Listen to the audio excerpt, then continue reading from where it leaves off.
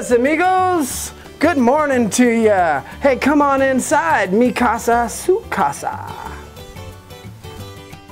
Hey, amigos, I'm Gringo MacMac, and today we're going to teach you how to make some Gringo garden salsa.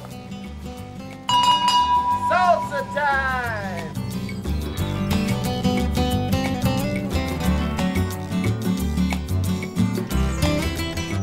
Hey, amigos, and now that you got yourself a cold brew, welcome to my garden. Now let's pick some fresh ingredients. So first of all, we need to pick some tomatoes. And what's great about these tomatoes is they're organically grown. Now as I'm picking these tomatoes, you can see that I have a very nice garden spider web right here, which is great for organic pest control.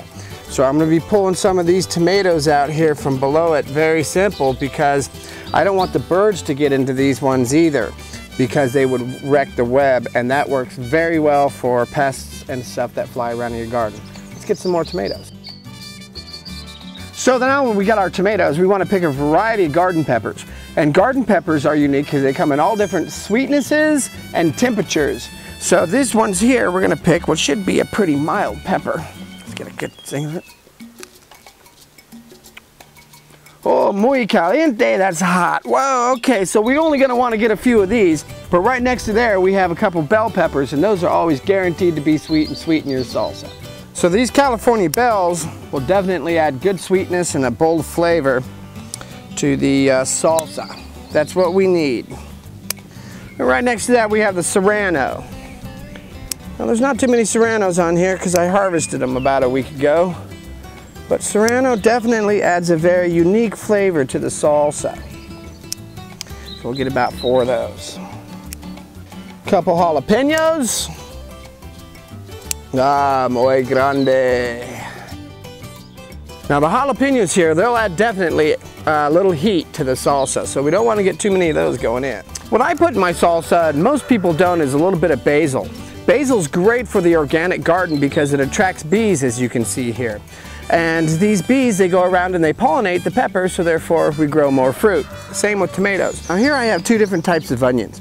I have your garden chive and I have your regular yellow onions here. If you let any one of these grow long enough and water them enough, they will produce seeds and you will have onions in your garden year round. So let's go ahead and get this yellow onion. They're pretty easy to pull out the ground. Yep, and we'll clean it up a little bit. There we go. We'll get some of these chives.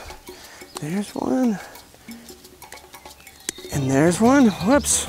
So we have this part of the onion we'll use in the salsa, and we'll use a little bit of the green from the onion for decoration, and it also adds flavor, but it provides color to the salsa. But here we don't want to use too much because it can actually turn your salsa brown.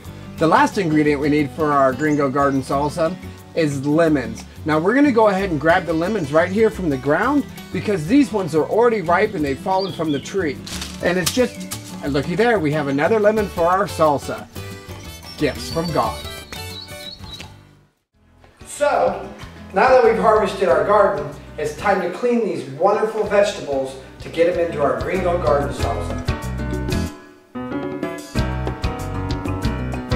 I like to use a food processor.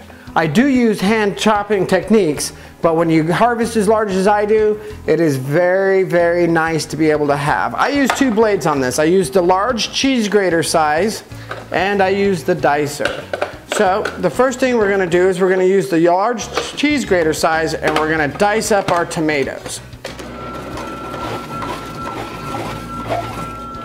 So we're going to do a quick good guesstimate here of how much lemon juice we actually need, because we want the lemon juice to start cooking the tomatoes. So we're adding 120 milliliters to 6 to 7 cups, 8 cups. Now we're gonna go ahead and we're gonna dice up our peppers.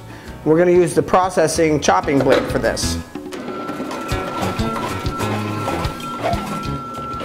Now we're gonna continue with some onion.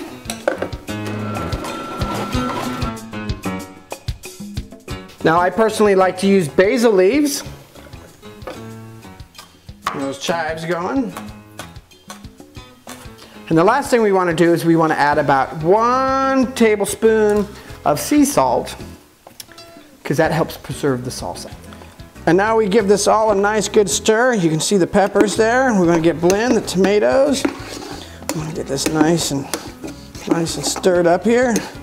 And as you can see, the colors are starting to come out with each other, as you see the green and the reds. So when you take something to a potluck, everybody's always going to look for the best presentation in the food. And I tell you what, this Gringo salsa wins hands down. Let's serve this up. So Garden Gringos, that's how you make salsa. And this is our very own Gringo Garden salsa. So let's give this a try.